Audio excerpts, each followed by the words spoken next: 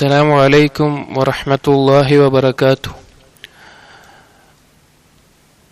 الحمد لله رب العالمين، الصلاة والسلام على رسول الأمين وعلى آله وأصحابه أجمعين، أما بعد. يا أيها الذين آمنوا اتقوا الله حق تقاته ولا تموتن إلا وأنتم مسلمون.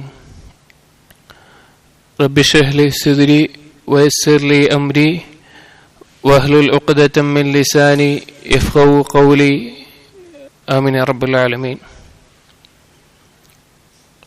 സത്യവിശ്വാസികൾ, അല്ലാഹു സുബ്ഹാനഹു വ തആല മനുഷ്യവർഗത്തെ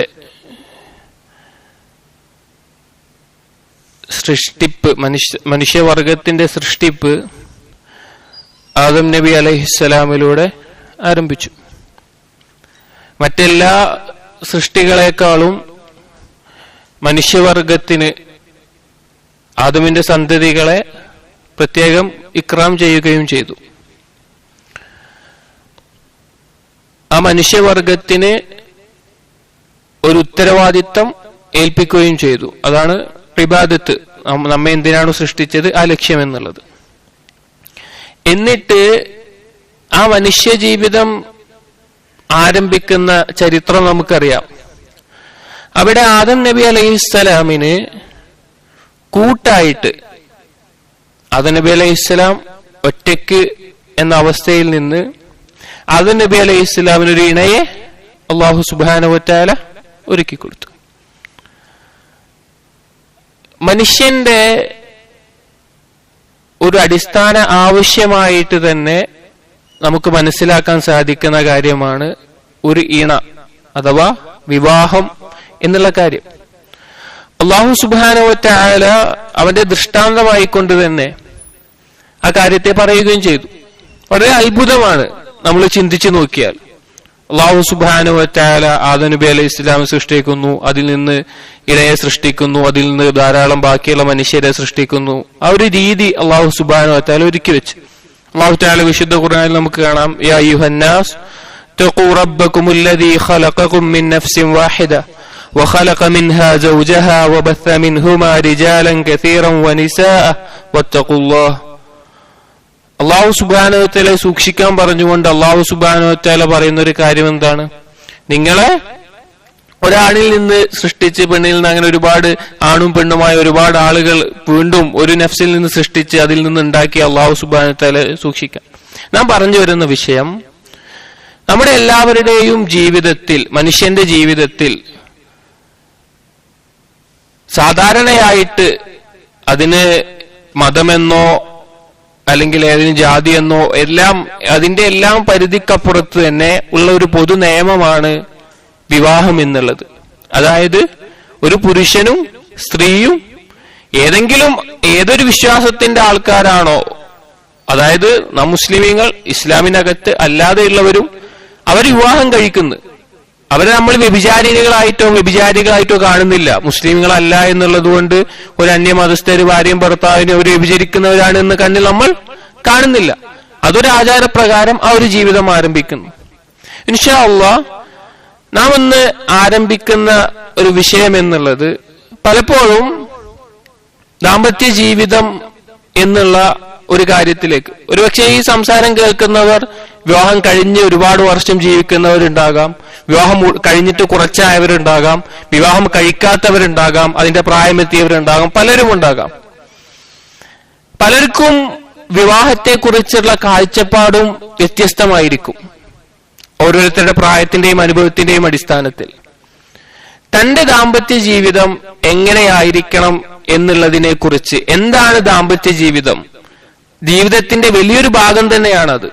അതിനെക്കുറിച്ച് ഇസ്ലാമികമായിട്ടും അതല്ലാതെ ജീവിതത്തിന്റെ അനുഭവങ്ങളുടെ അടിസ്ഥാനത്തിൽ എങ്ങനെ മുന്നോട്ട് കൊണ്ടുപോകണം എന്നതിനെ കുറിച്ചുമുള്ള ഒരു പഠനമാണ് ഇൻഷാ അല്ലാഹ് നാം ഉദ്ദേശിക്കുന്നത്.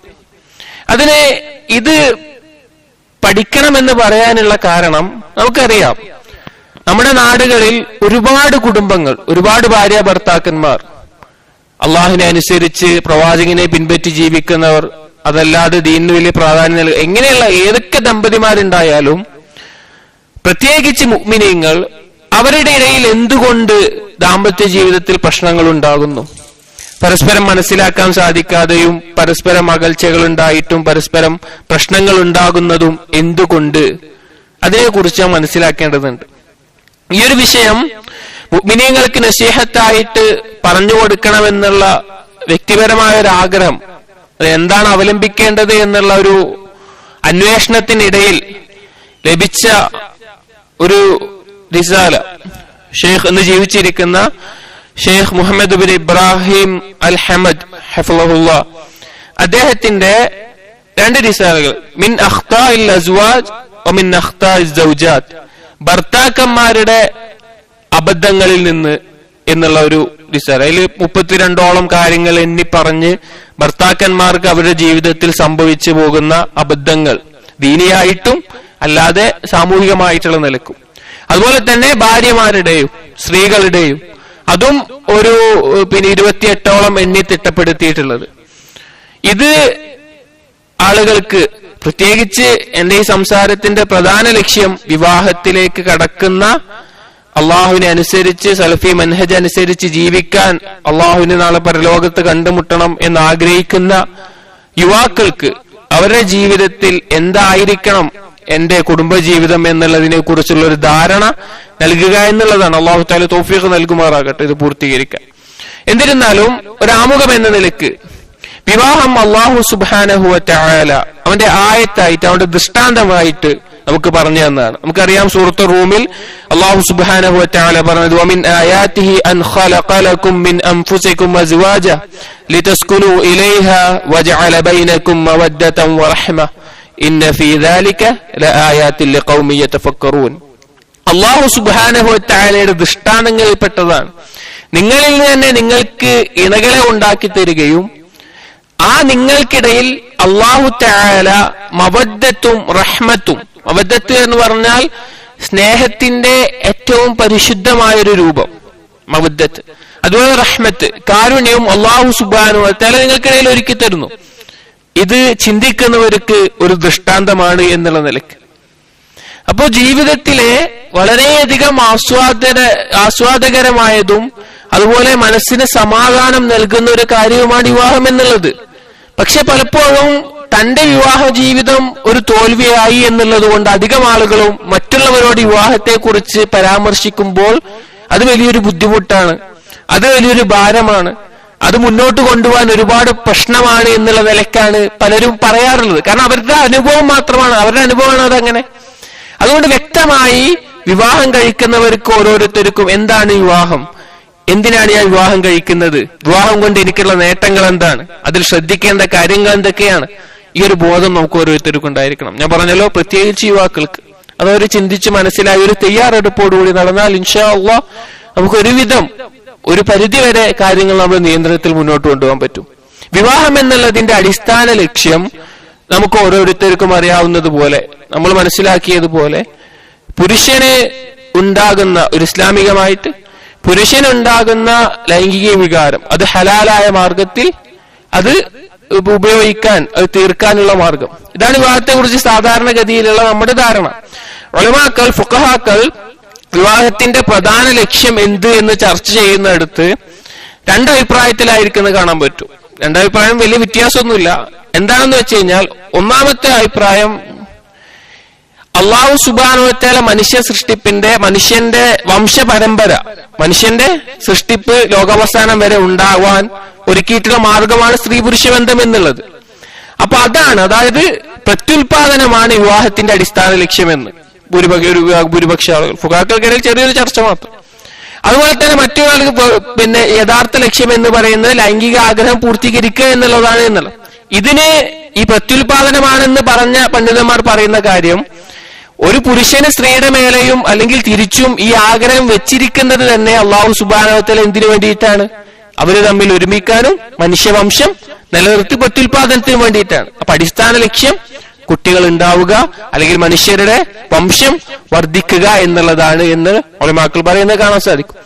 അപ്പോ സ്വാഭാവികമായിട്ടും ഒരു യുവാവ് അല്ലെങ്കിൽ ഒരു യുവതി വിവാഹത്തിലേക്ക് കടക്കും. നമ്മൾ ആദ്യം ചർച്ച ചെയ്യുന്നത് മിൻ അഖ്താഇൽ അസ്വാജ് എന്നുള്ള ബാബാണ്, അതായത് ഭർത്താക്കന്മാരുടെ അബദ്ധങ്ങൾ. ഇൻഷാ അല്ലാഹ് അതിനുശേഷം ഭാര്യമാരെ കുറിച്ച്. ഇന്നൊരു ദിവസം കൊണ്ട് ഇത് അവസാനിക്കൂല, നമുക്ക് എത്ര അല്ലാഹ് ഉദ്ദേശിച്ച അത്ര നമുക്ക് തീർക്കാൻ വിചാരിക്കുന്നു പറഞ്ഞത്.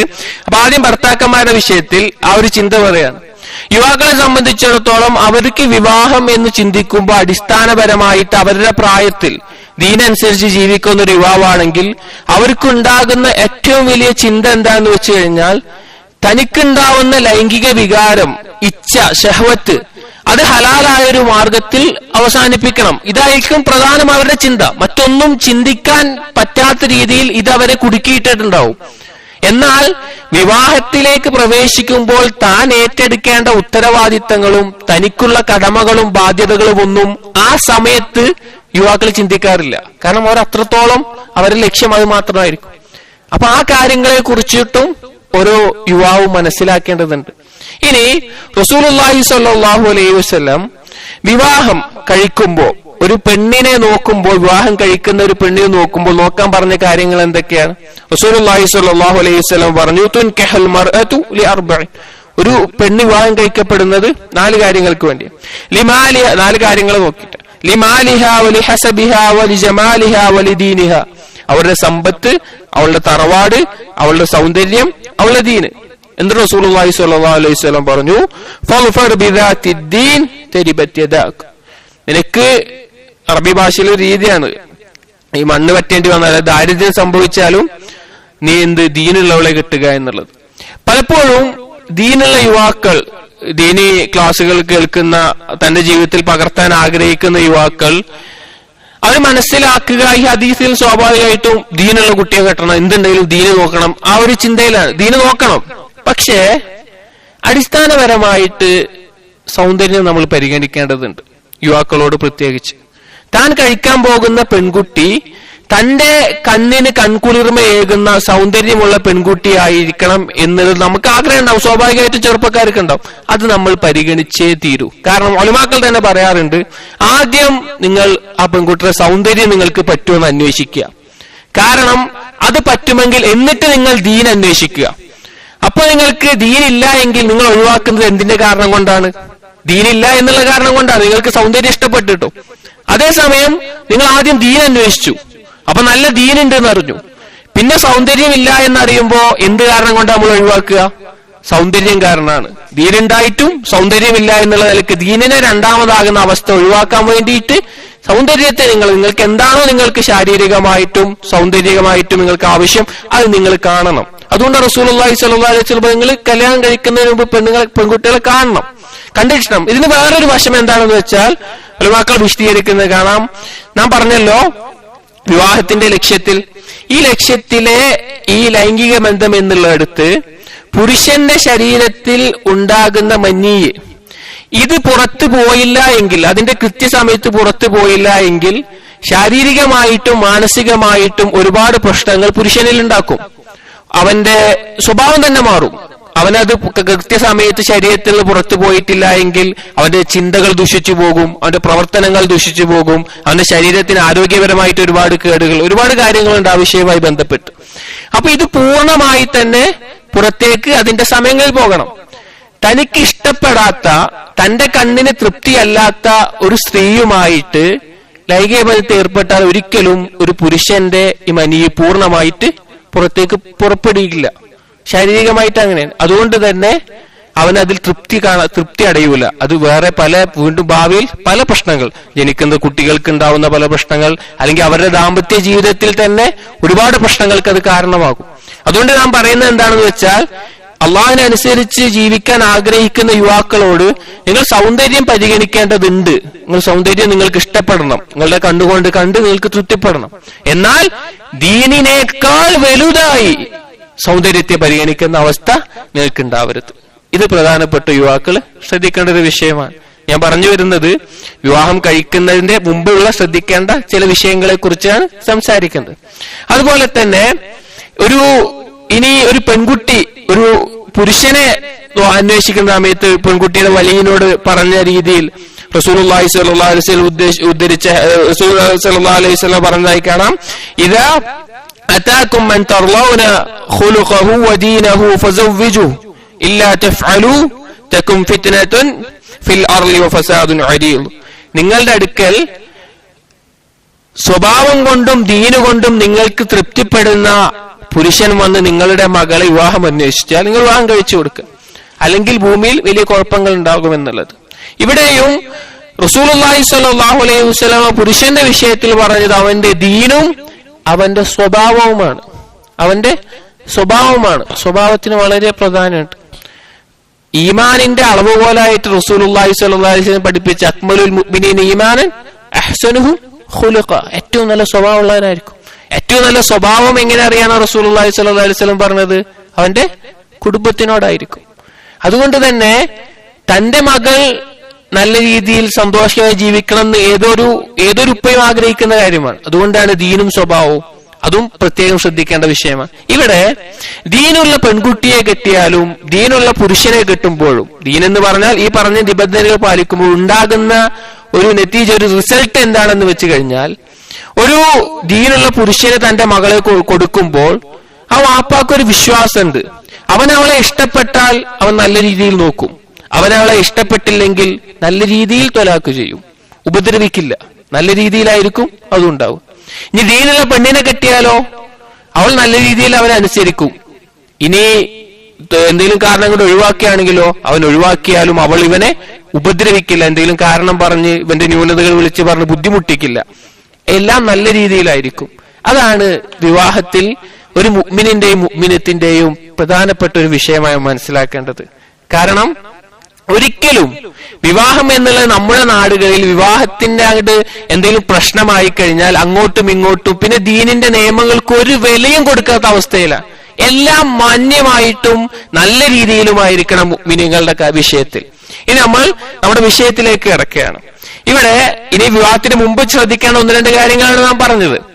ഇനി വിവാഹിതരാകുമ്പോൾ അല്ലെങ്കിൽ വിവാഹിതരായി കഴിഞ്ഞാൽ ഒരുപാട് പ്രശ്നങ്ങളും കുഴപ്പങ്ങളും ഓരോ ജീവിതത്തിലും നാം പ്രത്യേകമായിട്ട് ലക്ഷ്യം വെക്കുന്നത് ഈമാനുള്ള, ദീന് പഠിക്കുന്ന, ഈമാനോടുകൂടി മരിക്കണമെന്ന് ആഗ്രഹിക്കുന്ന, അള്ളാഹുവിലേക്ക് മടങ്ങി ചെല്ലുമെന്ന് ഭയപ്പെട്ട് ജീവിക്കുന്ന ആളുകൾക്കാണ് നമ്മുടെ ഉപദേശം പ്രധാനമായി ഉപകാരപ്പെടുക. മുഅ്മിനീങ്ങൾക്കാണ് നമ്മൾ തദ്കിറത്ത് നടത്തുന്നത്, ഓർമ്മപ്പെടുത്തുന്നത് മുഅ്മിനീങ്ങൾക്കാണ്. അപ്പോൾ എന്തുകൊണ്ടാണ് നമ്മുടെ ജീവിതത്തിൽ അള്ളാഹുവിനെ അനുസരിച്ചിട്ടും നമസ്കരിക്കുന്നുണ്ട്, തഹജ്ജുദ് നമസ്കരിക്കുന്നുണ്ട്, ബാക്കിയുള്ള കാര്യങ്ങൾ ചെയ്യുന്നുണ്ട്, എന്നിട്ടും ജീവിതത്തിൽ, ദാമ്പത്യ ജീവിതത്തിൽ കുടുംബ പ്രശ്നങ്ങൾക്കുള്ള കാരണം? ഒന്നാമത്തെ അടിസ്ഥാന വിഷയം എന്ന് പറഞ്ഞാൽ തഖ്വയാണ്. തഖ്വ എന്ന് പറഞ്ഞാൽ നിസ്കരിക്കുക, നോമ്പ് നോൽക്കുക എന്നുള്ളത് മാത്രമായി നമ്മൾ കാണരുത്. അല്ലാഹു സുബ്ഹാനഹു വ തആലയുടെ നിയമങ്ങളെ ജീവിതത്തിന്റെ എല്ലാ മേഖലയിലും കൃത്യമായി പുലർത്താൻ നാം കാണിക്കുന്ന വളരെ വലിയ ശ്രദ്ധ, അങ്ങനെ തന്നെ അതിനെ മനസ്സിലാക്കണം. എല്ലാ പാപങ്ങൾക്കും അനന്തരഫലം ഉണ്ടാകും. നമ്മൾ പശ്ചാത്തപിച്ച് മടങ്ങിയാലും അള്ളാഹു സുബ്ഹാനഹു വ തആല, അത് അള്ളാഹു തആല നമുക്ക് പുറത്തു തരുന്നൊരു വഴിയാണ്. ഏതൊരു പാവം ചെറുതോ വലുതോ ആവട്ടെ, അല്ലെങ്കിൽ അത്രയും വലിയ അമാലുകളെ കൊണ്ടും തൗബ കൊണ്ട് നമ്മൾ അതിനെ മറികടക്കണം. അല്ലെങ്കിൽ പാപങ്ങളുടെ അനന്തരഫലം നമ്മുടെ ജീവിതത്തിൽ കാണാൻ പറ്റും. പലപ്പോഴും ദാമ്പത്യ പ്രശ്നങ്ങളുടെ അടിസ്ഥാന കാരണം ഒന്നുകിൽ ഭാര്യയുടെയോ ഭർത്താവിന്റെയോ തഖ്വയിലുള്ള കുറവായിരിക്കും, അഥവാ അള്ളാഹുവിനെ ധിക്കരിച്ചിട്ടുണ്ടാവും. സലഫുകൾ പറയാറുള്ളത് പോലെ, ഞാൻ അള്ളാഹുവിനെ ധിക്കരിച്ചാൽ അതെന്റെ ഭാര്യയിൽ നിന്നും എന്റെ വീട്ടിൽ നിന്നും മറ്റു എന്റെ വാഹനത്തിൽ നിന്നും എല്ലാം അതിന്റെ ലക്ഷണങ്ങൾ, അവരുടെ മാറ്റങ്ങൾ എനിക്ക് കാണാൻ സാധിക്കും, സ്വാഭാവികമായിട്ട് ഉറപ്പാണ്. അപ്പൊ ജീവിതത്തിന്റെ ഈ ഒരു കാര്യം നമ്മൾ മനസ്സിലാക്കണം. സലഫുകൾ പറയാറുള്ളത് പോലെ, മൻ അസ്ലഹ മാ ബൈനഹു വ ബൈനല്ലാഹ് അസ്ലഹ അല്ലാഹു മാ ബൈനഹു വ ബൈനന്നാസ്. ആരാണോ അള്ളാഹുവിന്റെയും അവന്റെയും ഇടയിലുള്ള കാര്യത്തെ നന്നാക്കുന്നത്, അവന്റെയും ജനങ്ങളുടെയും ഇടയിലുള്ള കാര്യത്തെ അള്ളാഹു സുബ്ഹാനഹു വ തആല നന്നാക്കും. അതുപോലെ അള്ളാഹുവിനെ നമ്മൾ ധിക്കരിച്ചാൽ നമുക്ക് താഴെയുള്ളവർ, നമുക്ക് കീഴിലുള്ളവർ നമ്മെ ധിക്കരിക്കുന്ന അവസ്ഥ ഉണ്ടാവും. അഹ്മദ് ബിൻ ഹംബൽ റഹ്മഹുള്ളയുടെ ചരിത്രത്തിൽ നമുക്കെല്ലാം ഈ വിഷയത്തിൽ മനസ്സിലാക്കാൻ പറ്റുന്ന ഒരു സംഭവം കാണാൻ സാധിക്കും. അദ്ദേഹത്തിന്റെ കാലത്ത് ഒരാൾക്ക് ജിന്ന് ബാധയേറ്റ്. അങ്ങനെ ബാധയേറ്റ സമയത്ത് ഇദ്ദേഹത്തിന്റെ അടുക്കൽ ശിഷ്യന്മാർ ഒരാൾ വന്ന് പറഞ്ഞു, ഇങ്ങനെ പ്രശ്നമുണ്ട്. അപ്പൊ അഹ്മദ് ബിൻ ഹംബൽ പറഞ്ഞു, അദ്ദേഹത്തിന്റെ ഇബ്നു ഖയ്യിം റഹിമഹുല്ലാഹ് വല്ലവരൊക്കെ ഉദ്ധരിക്കുന്നതാണ്, അദ്ദേഹത്തിന്റെ ചെരുപ്പ് കൊണ്ടുപോയിട്ട് ഇത് കാണിച്ചിട്ട് ഞാൻ പറഞ്ഞാൽ മതി എന്ന് പറഞ്ഞു. അങ്ങനെ പറയുമ്പോ ആ ജിന്ന് പോവും, ബാധയേറ്റത് വിട്ടുപോകും. പിന്നെ അഹ്മദ് ഹംബൽ റഹിമഹുള്ളയുടെ മരണത്തിന് ശേഷം വീണ്ടും അയാൾക്ക് അതുപോലെ പ്രശ്നമുണ്ടാകുമ്പോ ഇയാള് നേരത്തെ കൊണ്ടുപോയ ആൾ അതേ ചെരുപ്പ് എടുത്ത് കാണിച്ചിട്ട്, അല്ലെങ്കിൽ അഹ്മദ് ഹംബൽ പറഞ്ഞു എന്നുള്ള നിലക്ക് പറഞ്ഞിട്ട് പറയും പിന്നെ എങ്ങനെ പോണം പറയും. അപ്പോ ആ ജിന്ന് പറയുന്നതായിട്ട് കാണാം, അഹ്മദ് ബിൻ ഹംബൽ അദ്ദേഹം അള്ളാഹുവിനെ അനുസരിക്കുമായിരുന്നു, അദ്ദേഹത്തെ അനുസരിക്കാൻ ഞങ്ങളോട് കൽപ്പിക്കപ്പെട്ടിട്ടുണ്ടായിരുന്നു, നിന്നെ ഞങ്ങൾ അനുസരിക്കൂല. അതായത് അള്ളാഹുവിനെ ഒരാൾ എത്ര അനുസരിക്കുന്നുവോ നമ്മുടെ ചുറ്റുമുള്ള ഓരോന്നിൽ നിന്നും അതിന്റെ ലക്ഷണങ്ങൾ നമുക്ക് കാണാൻ പറ്റും. അപ്പൊ വിവാഹ ജീവിതത്തിലും ഏത് കാര്യത്തിന്റെയും അടിസ്ഥാനപരമായിട്ട് മനസ്സിലാക്കേണ്ട ഒരു വിഷയമാണ് അള്ളാഹുവായിട്ട് നമ്മുടെ ബന്ധം എങ്ങനെയുണ്ടോ അതിന്റെ അടിസ്ഥാനത്തിലായിരിക്കും നമ്മുടെ ചുറ്റുമുള്ള ഓരോ കാര്യത്തിലും. ഇനി നാം ശ്രദ്ധിക്കേണ്ട വിഷയം തഖ്വയെ പോലെ തന്നെ ഈമാനും അഅ്മാലുകളും അത് യഥാർത്ഥ രൂപത്തിലായിരിക്കുക എന്നുള്ളത്. അല്ലാഹു സുബ്ഹാനഹു വ തആല പറഞ്ഞു, മൻ അമില صالحا من ذكر أو أنثى وهو مؤمن فلنحيينه حياة طيبة ولنجزينهم أجرهم بأحسن ما كانوا يعملون. സൽക്കർമ്മങ്ങൾ ചെയ്യുന്ന ആണോ പെണ്ണോ ആവട്ടെ, മുഅ്മിനായിക്കൊണ്ട് യഥാർത്ഥ ഈമാനോടുകൂടി സൽക്കർമ്മങ്ങൾ ചെയ്യുന്നവർ അവർക്ക് അല്ലാഹു സുബ്ഹാനഹു വ തആല വാഗ്ദാനം ചെയ്യുന്നത് ഹയാത്തൻ ത്വയ്യിബ, ഏറ്റവും നല്ല ജീവിതം, അതുപോലെ പരലോകത്തോ നല്ല പ്രതിഫലവും. ഈ രണ്ട് കാര്യങ്ങൾ അല്ലാഹു സുബ്ഹാനഹു വ തആല വാഗ്ദാനം ചെയ്യുന്നുണ്ട്. അതുകൊണ്ട് സഹോദരങ്ങളെ, അല്ലാഹു സുബ്ഹാനഹു വ തആല പറഞ്ഞതുപോലെ നമുക്ക് നല്ല ഭാര്യമാരെ വേണോ, നമുക്ക് നല്ല ഭർത്താക്കന്മാരെ വേണോ, നമുക്ക് നല്ല ഇണകളെ വേണോ, നമ്മൾ നന്നാവുക. ത്വയ്യിബായവർക്ക് അല്ലാഹു ത്വയ്യിബത്തായ പെണ്ണുങ്ങളെ കൊടുക്കും, ത്വയ്യിബത്തായവർക്ക് ത്വയ്യിബായ, ഖബീസാണെങ്കിൽ ഖബീസത്ത്. അത് അല്ലാഹു സുബ്ഹാനഹു വ തആലയുടെ വഅദയാണ്, അത് തെറ്റൂല. അതുകൊണ്ട് നമ്മുടെ ജീവിതം എത്രത്തോളം പരിശുദ്ധമാക്കുന്നോ ഇൻഷാ അല്ലാഹ് അല്ലാഹു സുബ്ഹാനഹു വ തആല അതിനനുസരിച്ച പ്രതിഫലം നമുക്ക് നൽകും. അതുകൊണ്ട് തന്നെ ഓരോ കുടുംബങ്ങളും നന്നാവുക എന്നുള്ളത് മുസ്ലിം ഉമ്മത്തിന്റെ നന്നാവലും മുസ്ലിമുകളുടെ ഇജ്ജത്തുമാണ്. പലപ്പോഴും ദീനീ രംഗത്ത് പൊതുരംഗത്ത് ഏറ്റവും നല്ല മനുഷ്യരായി ജീവിക്കുന്ന ആളുകൾ അവർ തളർന്നു പോകുന്നത്, അവർക്ക് നാണക്കേടായി മാറുന്നത് അവരുടെ കുടുംബജീവിതത്തെ ചൂണ്ടിക്കാണിക്കുമ്പോഴാണ്.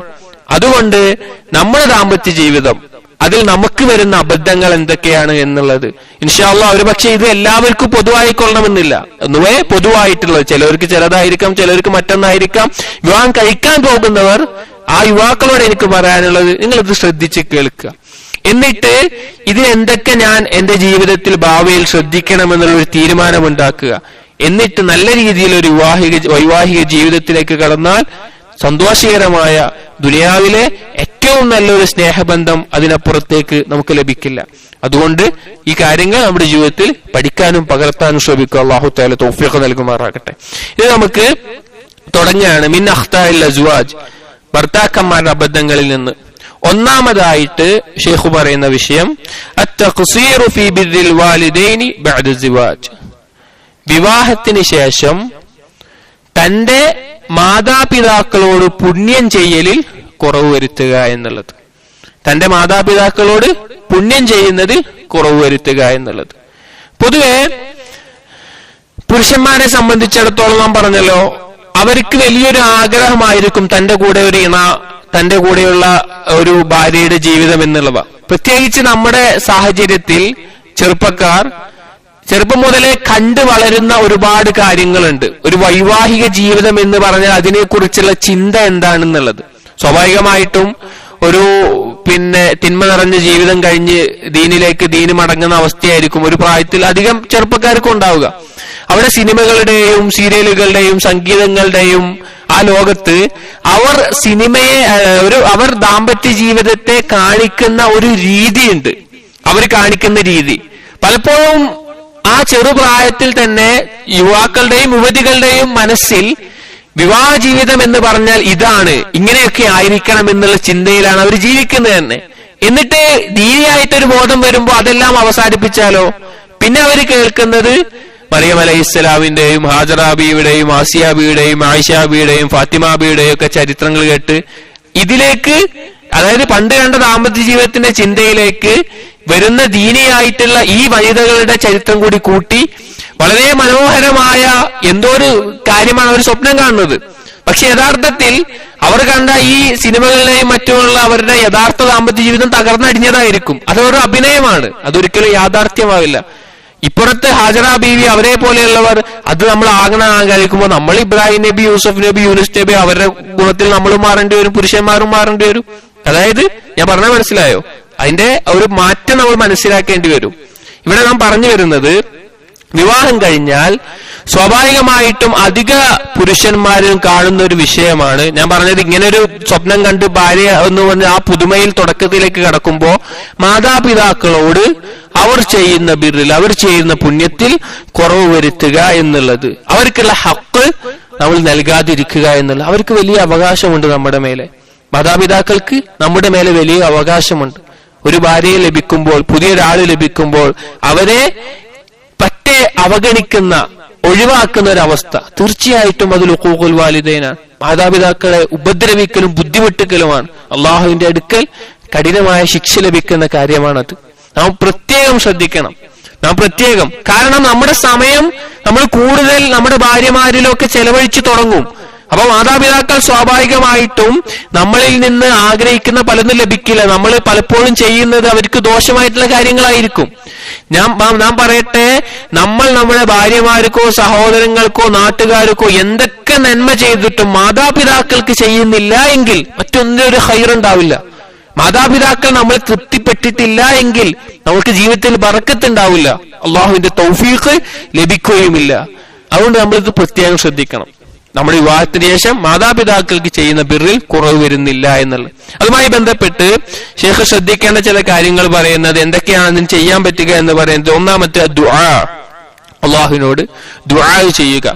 മാതാപിതാക്കളുമായിട്ടുള്ള ബന്ധം നല്ല രീതിയിൽ തന്നെ, ഏറ്റവും നല്ല രീതിയിൽ അവർക്ക് ബിറ് ചെയ്യാൻ, അവർക്ക് നന്മകൾ ചെയ്യാൻ, ആ ബന്ധം നല്ല രീതിയിൽ നിലനിർത്താൻ അല്ലാഹു സുബ്ഹാനഹു വ തആലയോട് ധാരാളമായി ദുആ ചെയ്യുക എന്നുള്ളത്. രണ്ടാമത്തെ ഒരു വിഷയം പറയുന്നത് അൽഹദറു മിൻ അയ്യി തസറുഫിൻ യുശ്അറുൽ വാലിദൈനി ബിഅന്ന ഇബ്നഹുമാ ഖദ് തഗയ്യർ. അതായത് തന്റെ മകൻ തന്നിൽ നിന്ന് മാറുന്നുണ്ട്, മകന്റെ സ്വഭാവം മാറുന്നുണ്ട്, അവന്റെ പെരുമാറ്റം മാറുന്നുണ്ട്, അവൻ എന്നോട് പഴയ പോലെയല്ല എന്നുള്ള ആ ഒരു അവസ്ഥ നമ്മളിൽ വരുന്നതിനെ നമ്മൾ കാത്തു സൂക്ഷിക്കുക.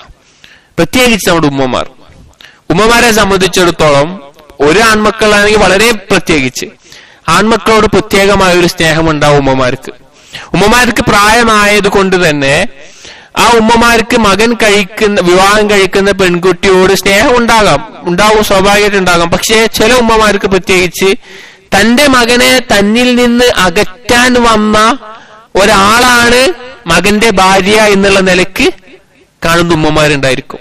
അത് അവരുടെ ആ മകനോടുള്ള സ്നേഹത്തിന്റെയും അവരുടെ പ്രായത്തിന്റെയും അങ്ങനെ പല കാരണങ്ങളും ഉണ്ടാവാം. ചില ഉമ്മമാരെ നമുക്ക് നാട്ടിൽ കാണാൻ സാധിക്കും. ഭാര്യയും ഭർത്താവും താമസിക്കുന്ന റൂമിൽ ഇടയ്ക്കിടയ്ക്ക് അവർ വന്നു മുട്ടും. കിടക്കുന്ന റൂമിൽ മകനെ കാണണം അങ്ങനെ പറഞ്ഞിട്ട് ഇടയ്ക്കിടയ്ക്ക് വരും. അങ്ങനെ പല രീതിയിൽ പല പ്രശ്നങ്ങൾ നമ്മുടെ നാടുകളിൽ കാണാൻ സാധിക്കും. ഇത് അവരുടെ സ്നേഹത്തിന്റെ ഒരു കാര്യമാണ്. അപ്പോ നമ്മൾ ശ്രദ്ധിക്കേണ്ടത്, അതായത് പുരുഷന്മാർ ശ്രദ്ധിക്കേണ്ടത്, ഭർത്താക്കന്മാർ ശ്രദ്ധിക്കേണ്ടത്, എന്റെ സ്വഭാവത്തിനൊരു മാറ്റം വന്നു, എന്റെ പെരുമാറ്റത്തിനൊരു മാറ്റം വന്നു എന്നുള്ള നിലക്ക് എന്റെ ഉമ്മാക്ക് തോന്നാൻ പാടില്ല. അങ്ങനെയുള്ള കാര്യങ്ങളിൽ നിന്ന് നമ്മൾ ശ്രദ്ധിച്ച് നിൽക്കണം. പ്രത്യേകിച്ച് ഞാൻ പറഞ്ഞല്ലോ ഉമ്മമാരുടെ വിഷയത്തിൽ. ഉപ്പമാർക്ക് പിന്നെയും മനസ്സിലാകും, പുരുഷനായതുകൊണ്ട് തന്നെ ഉപ്പമാർക്ക് പിന്നെയും മനസ്സിലാവും.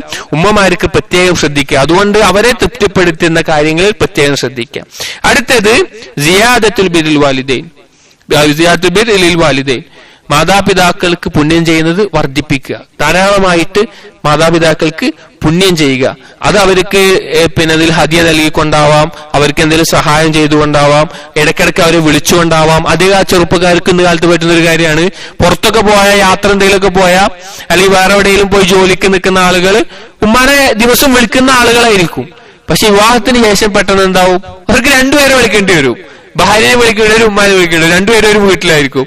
അപ്പൊ നമ്മൾ അധികം ഭാര്യനെ വിളിച്ചിട്ട് കുഴപ്പമൊന്നുമില്ലല്ലോ, വിളി നമ്മൾ അറിയാതെ കുറഞ്ഞിട്ടുണ്ടാവും. പക്ഷെ ഇതെല്ലാം കൃത്യമായി എണ്ണുന്ന ആരായിരിക്കും അറിയോ? നമ്മുടെ മാതാപിതാക്കളായിരിക്കും, പ്രത്യേകിച്ച് ഉമ്മ. അവരൊരു വിളിയിൽ വന്ന കുറവ്, ഒരു പെരുമാറ്റത്തിൽ വന്ന കുറവ് പ്രത്യേകിച്ച് മനസ്സിലാക്കും. അത് വളരെയധികം ദോഷം നമ്മുടെ ജീവിതത്തിൽ പിന്നീട് ഉണ്ടാവാൻ കാരണം വരും ജീവിതത്തിൽ. വേറെ പല പ്രശ്നങ്ങളായിട്ട് അത് മാറാനും, ഉമ്മാന്റെ സ്വഭാവം അതും അവളുടെ ഭാര്യയോടൊരു ദേഷ്യമായി മാറാനും, മറ്റു പല രീതിയിൽ പ്രശ്നങ്ങളാവാൻ. അപ്പോ അതുപോലെ ഫോൺ വിളിച്ചുകൊണ്ട് അല്ലെങ്കിൽ വേറെന്തെങ്കിലും പിന്നെ വീട്ടിൽ ഒരുമിച്ചാവുമ്പോൾ അവരോട് കൂടുതൽ സംസാരിച്ചുകൊണ്ട് അങ്ങനെയുള്ള കാര്യങ്ങൾ. എന്നാൽ ഇതൊക്കെ ചെയ്യുന്ന സമയത്ത് ഞാൻ ഇത് വായിക്കുന്നില്ല, ഇതിൽ പറഞ്ഞ കാര്യങ്ങൾ പൊതുവായിട്ട് പറയുകയാണ്. ചില കാര്യങ്ങൾ നമ്മുടെ നാടിന്റെ സാഹചര്യത്തിൽ ഞാൻ കൂട്ടി പറയുന്നുണ്ട്, ബാക്കിയുള്ളത് ആശയം പറഞ്ഞു. അത് ഷേഖ് പറയാണ്, നിങ്ങൾക്ക് കഴിയാത്ത കാര്യങ്ങൾ നിങ്ങൾ ചെയ്യാൻ തുടങ്ങരുത്. മാതാപിതാക്കൾക്ക് സ്ഥിരമായി ചെയ്യാൻ കഴിയാത്ത കാര്യങ്ങൾ, അതായത് എന്തെങ്കിലും ഒരു മാതാപിതാക്കൾ പുണ്യം ചെയ്യുന്ന ഒരു കാര്യം തന്നെയായിരിക്കും, പക്ഷെ നമുക്കത് സ്ഥിരമായി ചെയ്യാൻ പറ്റുന്നുണ്ടാവില്ല. നമ്മളൊരു ആവേശത്തിൽ തുടങ്ങും, പിന്നെ അത് നിന്ന് കഴിഞ്ഞാൽ ഓരെങ്ങനെ കണക്കൂട്ടുക എന്നറിയോ? അത് നമ്മുടെ ഭാര്യ കാരനാണ്, അതെങ്ങനെ നമ്മൾ അവൻ അകന്നു, അങ്ങനെതായിട്ട് അങ്ങനെ ഒരു തെറ്റിയിരിക്കും. അതുകൊണ്ട് സ്ഥിരമായിട്ട് നമുക്ക് കൊണ്ടു നടക്കാൻ ചെയ്യാൻ പറ്റില്ല എന്ന് തോന്നുന്ന കാര്യങ്ങൾ നമ്മൾ മാതാപിതാക്കൾക്ക് പുണ്യമാണെങ്കിൽ കൂടി അത് ചെയ്ത് തുടങ്ങരുത്. അത് വളരെ വലിയ ദോഷമായിട്ട് പിന്നീട് ബാധിക്കും. എന്നാൽ ഏറ്റവും നല്ല രീതിയിൽ അവരോട് ചെയ്യാൻ പറ്റുന്ന കാര്യങ്ങൾ ചെയ്യുക.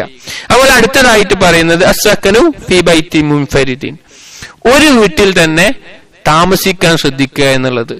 ഇത് വിവാഹം കഴിഞ്ഞ ചെറുപ്പക്കാർക്ക് ചിലപ്പോൾ കൂടുതൽ മനസ്സിലാക്കാൻ പറ്റും. വിവാഹം കഴിഞ്ഞു കഴിഞ്ഞാൽ സ്വാഭാവികമായിട്ടും ഒരു പെൺകുട്ടിക്ക് ഭർത്താവിന്റെ വീട്ടിൽ നിന്ന് നല്ലൊരു പരിചരണം ഒന്നും ലഭിച്ചില്ല എങ്കിൽ ആ പെൺകുട്ടി ഭർത്താവിനോട് എപ്പോഴും പറയുന്ന ഒരു കാര്യം എന്തായിരിക്കും എന്ന് വെച്ചാൽ, നമുക്ക് വേറൊരു ഒറ്റക്കൊരു വീട്ടിൽ പോവാ, ഒറ്റക്കൊരു വീട്ടിൽ പോയി നമുക്ക് മാറി താമസിക്കുക, അങ്ങനെ ഒരു ചിന്തയായിരിക്കും അവർ പറയുക. അത് അവരുടെ ചിന്ത എന്താണെന്ന് വെച്ചാൽ അങ്ങനെ പോയാൽ ഈ പ്രശ്നങ്ങളൊന്നും ഉണ്ടാവില്ല, അപ്പൊ നല്ല രീതിയിൽ സന്തോഷമായിട്ട് സമാധാനമായിട്ട് ഞാനും എന്റെ ഭർത്താവും നേരത്തെ പറഞ്ഞതുപോലെ ആ ഒരു ജീവിതം നല്ല സന്തോഷമായിരിക്കും എന്നുള്ളത് ചില ഭർത്താക്കന്മാരും ചിന്തിക്കും. അത് വിവാഹം കഴിയുമ്പോൾ ഞാനും എന്റെ ഭാര്യയും മാത്രമായിട്ട് വേറെ സന്തോഷമായിട്ടാണ് ജീവിക്കുക, നല്ല രസമായിരിക്കും. പക്ഷെ യഥാർത്ഥത്തിൽ നേരെ അതിന്റെ പിന്നെ ഓപ്പോസിറ്റാണ് ഉണ്ടാവുക. അതിന് പല കാരണങ്ങളുണ്ട്. പരമാവധി നമ്മുടെ ഉമ്മാന്റെയും ഉപ്പാന്റെയും കൂടെ തന്നെ നമ്മൾ ജീവിക്കാൻ ശ്രമിക്കണം. ഇനി ചില കാരണങ്ങൾ ഉണ്ടാകാം, ചില ജോലി ആവശ്യം, മറ്റു പല ആവശ്യം ഒക്കെ ഉണ്ടാവും. എന്നാൽ അവർക്ക് കഴിവുണ്ട്, അവർക്ക് സ്വന്തമായി ജീവിക്കാൻ കഴിവുണ്ട്. അങ്ങനെയുള്ള സന്ദർഭത്തിൽ കുഴപ്പമുണ്ടാവൂല. അതുപോലെ അവരുടെ അടുത്ത് തന്നെ നമ്മുടെ മറ്റു സഹോദരങ്ങളുണ്ട്, ആ സമയത്തും വലിയ കുഴപ്പമുണ്ടാവൂല. അത് ഓരോ സാഹചര്യങ്ങൾക്കനുസരിച്ച് നാം തീരുമാനിക്കേണ്ട ചില തീരുമാനങ്ങളായിരിക്കണം. ഓരോ സാഹചര്യങ്ങൾ പരമാവധി കഴിവിന്റെ പരമാവധി മാതാപിതാക്കളുടെ അടുത്ത് അവരെ ഒറ്റക്കാക്കാതെ അവരെ തൃപ്തിപ്പെടുത്തി ജീവിക്കാൻ നാം ശ്രദ്ധിക്കണം. കാരണം അത് നമ്മുടെ ജീവിതത്തിൽ ഒരു ബറക്കത്തുണ്ടാക്കും. മാതാപിതാക്കളെ വിഷമിച്ചുകൊണ്ട് നമ്മൾ എന്ത് ചെയ്താലും, വിഷമിപ്പിച്ചുകൊണ്ട് എന്ത് ചെയ്താലും അതിൽ അല്ലാഹു സുബ്ഹാനഹു വ തആല ബറക്കത്ത് നമുക്ക് ലഭിക്കില്ല. അത് കൂടുതൽ പ്രശ്നങ്ങൾക്ക് മേൽ പ്രശ്നവും ബുദ്ധിമുട്ടുകൾക്ക് മേൽ ബുദ്ധിമുട്ടുമായിട്ട് നമുക്ക് മാറുന്നതേ നമുക്ക് കാണാൻ സാധിക്കുകയുള്ളൂ. അതുകൊണ്ട് അവരുടെ അനുവാദപ്രകാരം, അവരുടെ തൃപ്തിപ്രകാരം നമ്മൾ മാറി താമസിക്കുകയാണെങ്കിൽ, ഒരു ആവശ്യം വരികയാണെങ്കിൽ അതിന് ശ്രമിക്കുക. ഇവിടെ നാം പറയുന്ന നമ്മുടേതായിട്ട് കുറച്ച് കാര്യങ്ങൾ പറയാൻ സൂചിപ്പിക്കുകയാണ്.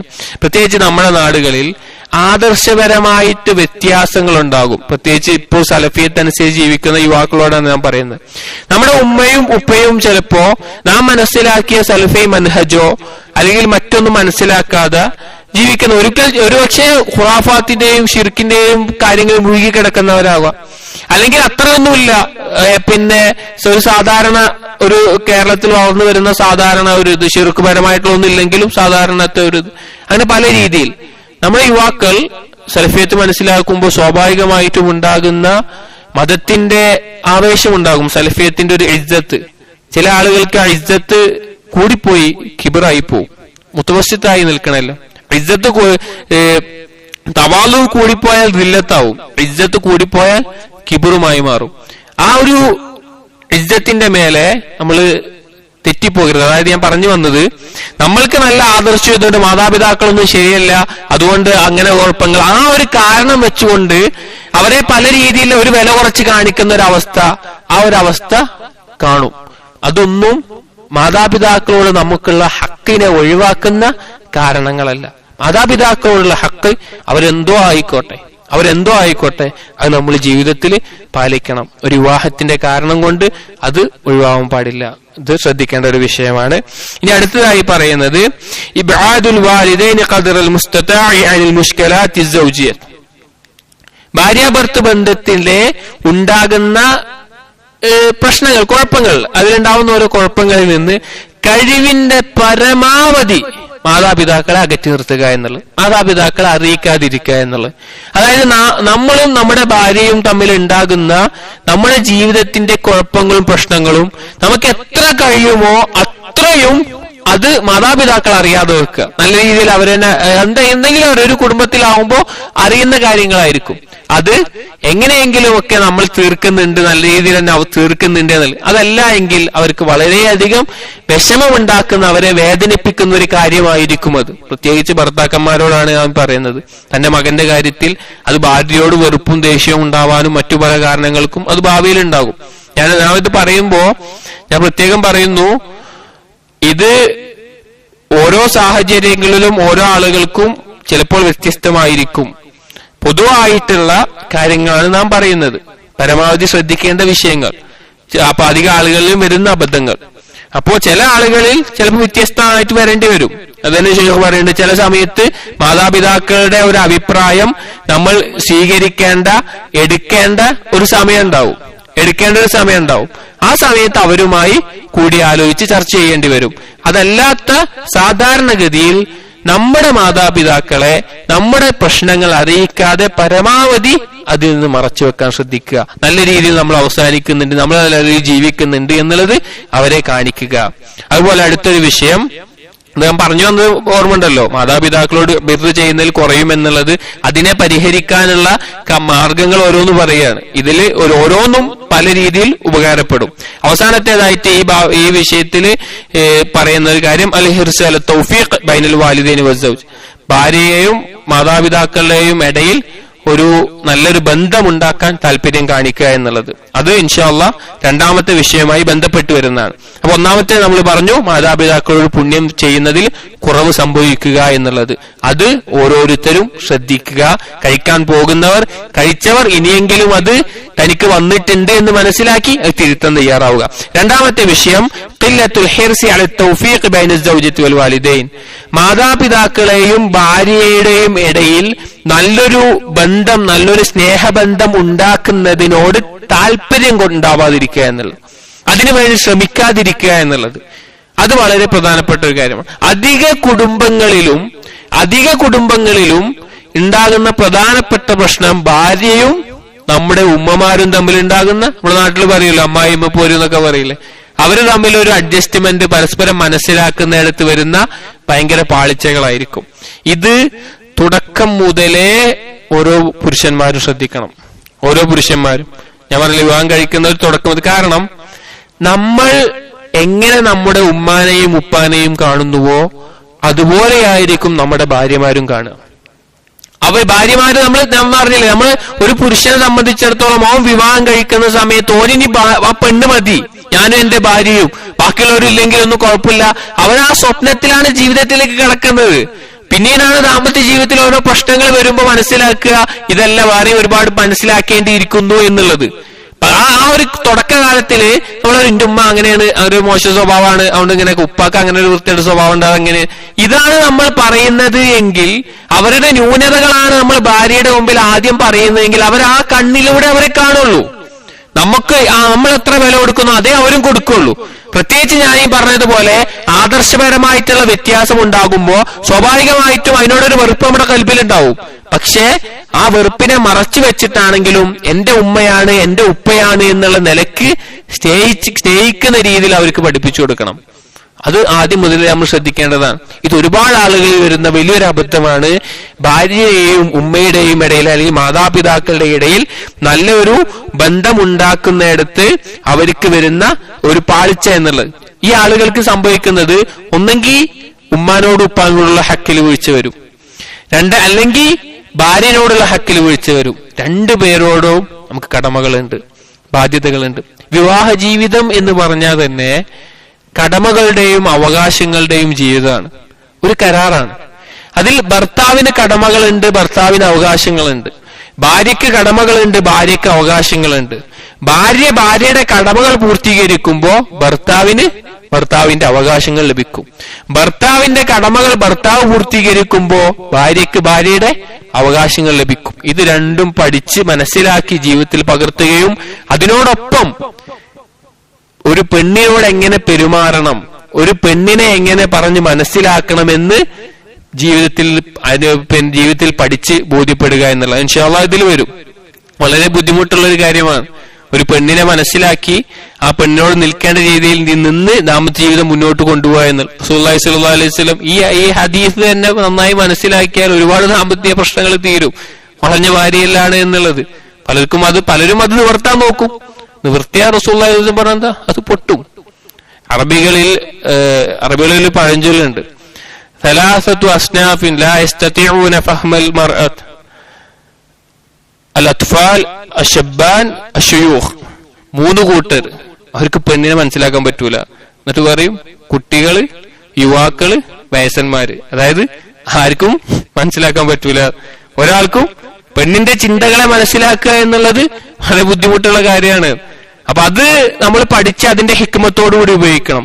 ഈ ഒരു മേഖല ഭാര്യയെയും ഉമ്മയെയും നല്ല രീതിയിൽ മുന്നോട്ട് കൊണ്ടുപോകുക എന്നുള്ളത് ഭയങ്കരമായ യുക്തി, ഹിക്മത്ത് ഉപയോഗിച്ചത് കൊണ്ടല്ലാതെ അത് നടക്കില്ല. 2 പേരോടുള്ള ഹക്ക് ഒരേ സമയത്ത് കൊണ്ടുപോയി, അത് ശൈഖ് പറഞ്ഞ വാക്കുകല്ല, ഖുവ്വത്തുൽ ശഖ്സിയ്യ, ഒരുത്തന്റെ പേഴ്സണാലിറ്റിയുടെ അല്ലെങ്കിൽ ഒരുത്തന്റെ പുരുഷത്വത്തിന്റെ ഒരു ലക്ഷണമാണത്. ഇത് രണ്ടും കൂടി നല്ല രീതിയിൽ കൊണ്ടുപോകാൻ, തുല്യമായ അളവിൽ കൊണ്ടുപോകാൻ കഴിയുക എന്നുള്ളത്, 2 പേരോടുള്ള ഹക്കും കൃത്യമായി കൊടുത്ത് കൊണ്ടുപോകാൻ പറ്റുക. ഇത് ശരിക്കും നമ്മൾ ശ്രദ്ധിച്ചാൽ നമ്മുടെ ജീവിതത്തിൽ, കാരണം എന്താ അറിയോ, ഈ 2 പേർക്കും പരസ്പരം ഞാൻ പറഞ്ഞല്ലോ, ഉമ്മമാർക്ക് ഉണ്ടാകുന്ന ഒരു ചിന്ത മകന്റെ ഭാര്യയുടെ മേലെ പൊതുവെ ഒരു ചിന്തയാണ് പറഞ്ഞത്. എല്ലാവർക്കും അറിയില്ല, ചിലവർ നല്ല സ്നേഹിക്കുന്നവരുണ്ടാവും. അതുപോലെ തന്നെ ഭാര്യമാർക്ക് ഒരിക്കലും സ്വന്തം ഉമ്മാനെ പോലെ ഭർത്താവിന്റെ ഉമ്മാനെ കാണാൻ പറ്റൂല. സ്വന്തം ഉമ്മാനെ പോലെ ഭർത്താവിന്റെ ഉമ്മാനെ പൊതുവെ കാണാൻ പറ്റൂല. അപ്പൊ ഈ 2നെയും നല്ല രീതിയിൽ കൊണ്ടുപോകേണ്ടത് ആ ഭർത്താവിന്റെ, ആ പുരുഷന്റെ കടമയായിരിക്കും. അതിനവൻ വളരെയധികം ശ്രദ്ധിക്കണം. ഈ ശേഖ് അതിന് ഉപകാരപ്പെടുന്ന ചില കാര്യങ്ങൾ പറഞ്ഞു തരുന്നുണ്ട്. അതിൽ ഒന്നാമത്തേത്, മാതാപിതാക്കളുടെ ത്വബഈയായ സ്വഭാവത്തെ മനസ്സിലാക്കുക. മാതാപിതാക്കളുടെ അവരെ ശ്രദ്ധിച്ച് അവരുടെ ത്വബഈയായ സ്വഭാവങ്ങൾ, അതായത് ഞാൻ പറഞ്ഞല്ലോ, ചില മാതാപിതാക്കൾ കടുപ്പമുള്ളവരായിരിക്കും തന്റെ മകന്റെ വിഷയത്തിൽ, തന്റെ ഓരോ കാര്യത്തിൽ, ആ വിഷയങ്ങൾ. മാതാപിതാക്കളുടെ എന്താണോ സ്വഭാവം എന്ന് മനസ്സിലാക്കുക, പ്രത്യേകിച്ച് ഉമ്മാന്റെ. എന്നിട്ട് ശൈഖ് പറയാണ്, അവരുടെ മുമ്പിൽ വെച്ച് ഭാര്യനോട് പ്രത്യേകമായിട്ടുള്ള ഒരു സ്നേഹവും ഒരു സ്നേഹപ്രകടനവും കാണിക്കാതിരിക്കുക എന്നുള്ളത്, പ്രത്യേകിച്ച് ഉമ്മാന്റെ മുമ്പിൽ വെച്ചിട്ട്. നമുക്ക് സ്നേഹിക്കാനും സ്നേഹപ്രകടനം നടത്താനും ഒരുപാട് അവസരങ്ങൾ വേറെ ലഭിക്കും. എന്നാൽ ഉമ്മാന്റെ മുമ്പിൽ വെച്ചിട്ട് ഒരു പ്രത്യേക സ്നേഹപ്രകടനം ഇത് കാണിക്കുമ്പോൾ സ്വാഭാവികമായിട്ടും ഉമ്മമാർക്ക് ഉണ്ടാകുന്ന ഒരു അവസ്ഥ, പ്രത്യേകിച്ച് ചില കുടുംബങ്ങളിൽ ഉപ്പ മരണപ്പെട്ട പുരുഷന്മാരുണ്ടാവും. അതായത് ഭർത്താവ് മരണപ്പെട്ട ഉമ്മ പുരുഷന്റെ, അപ്പോ ഈ പുരുഷൻ ഭാര്യനോട് ഇത് കാണിക്കുമ്പോ തന്റെ ഭർത്താവ് മരണപ്പെടുകയും കൂടി ചെയ്ത ഒരു സ്ത്രീ ആണെങ്കിൽ ആ സ്ത്രീയുടെ മനസ്സിൽ വളരെ വലിയ വിഷമം ഉണ്ടാക്കും. അത് വളരെ വലിയ വിഷമം ഉണ്ടാക്കും. അത് പെണ്ണുങ്ങളുടെ ഒരു മനോഭാവമാണ്, അത് നമ്മൾ മനസ്സിലാക്കണം. പെണ്ണ് വളഞ്ഞ ഭാര്യയിൽ പറഞ്ഞ ഭാര്യ മാത്രമല്ല, ഉമ്മയും മോളും ഒക്കെ അങ്ങനെ തന്നെയാണ്. അപ്പോ ഭർത്താവ് കൂടി ഇല്ല എങ്കിൽ അവരുടെ മനസ്സിൽ താകെയുള്ളൊരു മകനാണ്, വല്ലാത്തൊരു അകൽച്ച, വല്ലാത്തൊരു വിഷമം ആ ഉമ്മാന്റെ കൽബിൽ ഉണ്ടാക്കും. അതുകൊണ്ട് ഉമ്മാന്റെ മുമ്പിൽ വെച്ച് അത് ഒഴിവാക്കി അവരുടെ സ്വഭാവം എന്താണോ, അവരുടെ രീതി എന്താണോ അത് മനസ്സിലാക്കുക.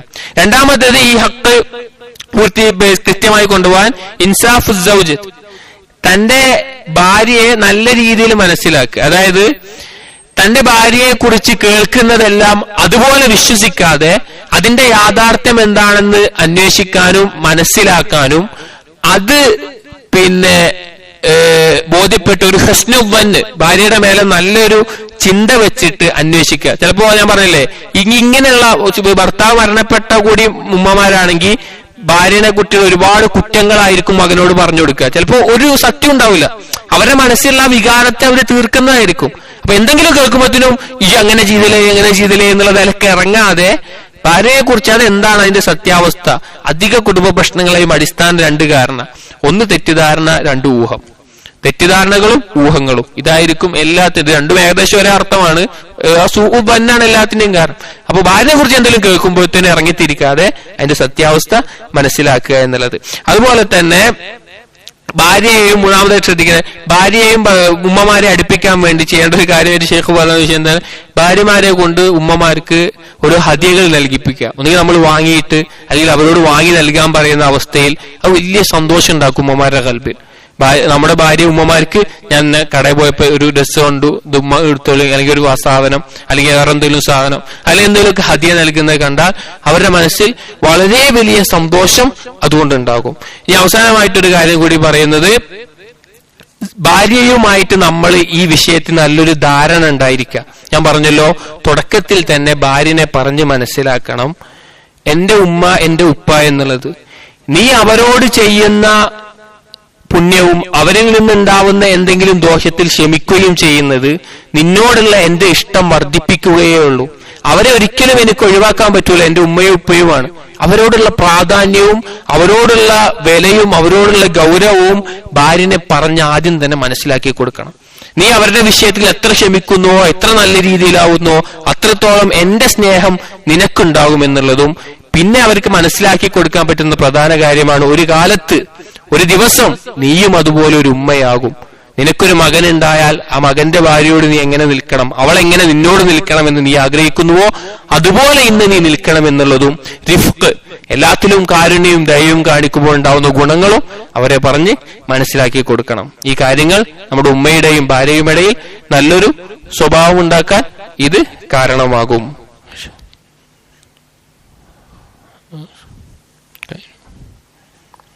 പറഞ്ഞു വന്നത്, ഭാര്യയെയും നമ്മുടെ മാതാപിതാക്കളും തമ്മിൽ ഉണ്ടാവേണ്ട നല്ലൊരു ബന്ധത്തെ നാം ഉണ്ടാക്കിയെടുക്കുക എന്നുള്ളതാണ്. അത് ശ്രദ്ധിക്കേണ്ട വിഷയങ്ങൾ നാം പറഞ്ഞു. മാതാപിതാക്കളുടെ മുമ്പിൽ വെച്ച് ഭാര്യയോട് അമിതമായ ഒരു സ്നേഹം കാണിക്കുന്ന, അതിന്റെ പ്രകടനങ്ങൾ കാണിക്കുന്ന ഒരു അവസ്ഥ ഉണ്ടാവാതിരിക്കുക എന്നുള്ളത്. രണ്ടാമത്തേത് പറഞ്ഞു, പിന്നെ ഭാര്യയെ കുറിച്ച് എന്തെങ്കിലും കേൾക്കുമ്പോഴത്തേക്കും ഭാര്യയോടുള്ള ഹക്കുണ്ട്, മാതാപിതാക്കളോട് ഹക്കുണ്ട്, ഭാര്യയോട് ഹക്കുണ്ട്. എന്തെങ്കിലും മാതാപിതാക്കളോ അല്ലെങ്കിൽ മറ്റുള്ളവർ ഭാര്യയെ പറ്റി പറയുമ്പോഴേക്കും എടുത്തു ചാടാതെ ആ വിഷയങ്ങളെ അത് ശരിയാണോ എന്ന് ഉറപ്പുവരുത്തി നല്ലൊരു ചിന്ത ഭാര്യയുമായി വെച്ചിട്ട് അന്വേഷിച്ചിട്ട് അതിനെ കുറിച്ച് തീരുമാനത്തിലെത്തുക. മൂന്നാമത്തേത്, പിന്നെ ഈ പരസ്പര സ്നേഹബന്ധങ്ങൾ ഉണ്ടാക്കാൻ ഭാര്യയെ കൊണ്ട് സമ്മാനം നൽകിപ്പിച്ചും അതുപോലെ ഹദിയകൾ നൽകിയിട്ടും അതുപോലെ നമ്മൾ പരിശ്രമിച്ച് അവർ തമ്മിലൊരു നല്ല ബന്ധം ഉണ്ടാക്കിയെടുക്കാൻ നോക്കുക. അതുപോലെ തന്നെ അവസാനമായി പറഞ്ഞത്, ഭാര്യയ്ക്ക് മനസ്സിലാക്കി കൊടുക്കുക. ഭാര്യയുമായിട്ട് നമുക്കൊരു അണ്ടർസ്റ്റാൻഡിങ്ങിൽ ഉണ്ടാവും. അതായത് പറഞ്ഞു കൊടുക്കണം, എനിക്ക് എന്തൊക്കെ വന്നാലും എന്റെ മാതാപിതാക്കളെ ഒഴിവാക്കാൻ പറ്റൂല. അതവർക്ക് വലിയ ഗൗരവത്തിൽ തന്നെ മനസ്സിലായി. ചിലപ്പോൾ ഗൗരവത്തിലായിരിക്കാം, ചിലപ്പോൾ സ്നേഹത്തിലായിരിക്കാം. ഓരോ അവസ്ഥക്കനുസരിച്ച് ആ അവസ്ഥയിൽ പറഞ്ഞു കൊടുക്കണം. ആദ്യം തന്നെ ഇതിൽ പറഞ്ഞു കൊടുക്കണം എന്നല്ല, നല്ല രീതിയിൽ പറഞ്ഞു കൊടുത്താൽ അവർ മനസ്സിലാക്കും. കാരണം ഞാൻ അവരിൽ നിന്ന് വന്നതാണ്, അവരോടുള്ള കടമ. അവരോട് നീ എങ്ങനെ നിൽക്കുന്നുവോ അത് നിന്നോടുള്ള എന്റെ സ്നേഹം വർദ്ധിപ്പിക്കും എന്നുള്ള നിലക്ക് അവർക്ക് മനസ്സിലാക്കി കൊടുക്കണം. ഇത് വളരെയധികം ജീവിതത്തിൽ അവർക്ക് മനസ്സിലാക്കാൻ, അതിൽ നാം അവസാനം പറഞ്ഞ കാര്യമാണ്, ഒരു ദിവസം, അത് വളരെയധികം പ്രധാനപ്പെട്ട കാര്യമാണ്. അത് അവർക്ക് ചിന്തിക്കാൻ വളരെ സഹായകമാകും. ഒരു ദിവസം നീയൊരു പിന്നെ ഉമ്മയാകുന്ന ഒരു അവസ്ഥ നിന്റെ ജീവിതത്തിൽ വരും. നിനക്ക് ഇതുപോലൊരു സ്ഥാനത്ത് എത്തേണ്ടി വരും. അന്ന് നീ എന്താണോ ആഗ്രഹിക്കുന്നത് അത് നിന്നിൽ നിന്ന് ഉണ്ടാവട്ടെ എന്നുള്ള നിലക്ക് അവർക്ക് പറഞ്ഞു കൊടുത്താൽ വലിയ ഉപകാരം ഉണ്ടാവും. അപ്പൊ ഇൻഷാ അല്ലാഹ് 2 വിഷയങ്ങൾ ഇന്ന് നമ്മൾ പറഞ്ഞ്, ഇനി ഒരുപാട് പിന്നെ വിഷയങ്ങൾ വരുന്നുണ്ട്. നമ്മളിന്നൊരു ആമുഖം പറഞ്ഞുകൊണ്ടാണ് വല്ലാതെ അധികം പറയാൻ പറ്റാതിരുന്നത്. ഒന്ന്, മാതാപിതാക്കളോട് പുണ്യം ചെയ്യുന്നതിൽ കുറവ് വരിക എന്നുള്ളത് അബദ്ധങ്ങളാണ് പറയുന്നത്. 2, ഭാര്യയും മാതാപിതാക്കളിൽ തമ്മിൽ നല്ലൊരു ബന്ധം ഉണ്ടാക്കുന്നതിനോട് താല്പര്യം ഉണ്ടാവാതിരിക്കുക എന്നുള്ളത്. ഇൻഷാ അല്ലാഹ് മൂന്നാമത്തേത്, അശ്ശക്ക് ഫീ സൗജത്തി വസൂഉദ്ദന്നി ബിഹാ, ഭാര്യനെ കുറിച്ച് എപ്പോഴും സംശയവും ഭാര്യയെ കുറിച്ച് മോശം ചിന്തയും വെച്ച് പുലർത്തുന്ന അവസ്ഥ. ഒരുപാട് ആളുകൾ ഈ ഒരു രോഗം ബാധിച്ചതായിട്ട് നമുക്ക് കാണാം. ഇൻഷാ അല്ലാഹ് നമുക്ക് ഇതിന്റെ അടുത്ത പിന്നെ സംസാരത്തിൽ ഈ വിഷയം ചർച്ച ചെയ്യാം. അല്ലാഹു സുബ്ഹാനഹു വ തആല ഇതെല്ലാം മനസ്സിലാക്കാനും ജീവിതത്തിൽ പകർത്താനും അങ്ങനെ വളരെ മനോഹരമായ അള്ളാഹുവിന്റെ അടുക്കൽ ഇണകളായി തന്നെ ഒരുമിച്ച് നാളെ പരലോകത്തിലേക്ക് പ്രവേശിക്കാൻ പറ്റുന്ന രീതിയിൽ നല്ലൊരു ദാമ്പത്യ ജീവിതവും നല്ലൊരു കുടുംബ ജീവിതവും നാം ഓരോരുത്തർക്കും അല്ലാഹു തആല നൽകുമാറാകട്ടെ. അസ്സലാമു അലൈക്കും വറഹ്മത്തുള്ളാഹി വബറകാതുഹു.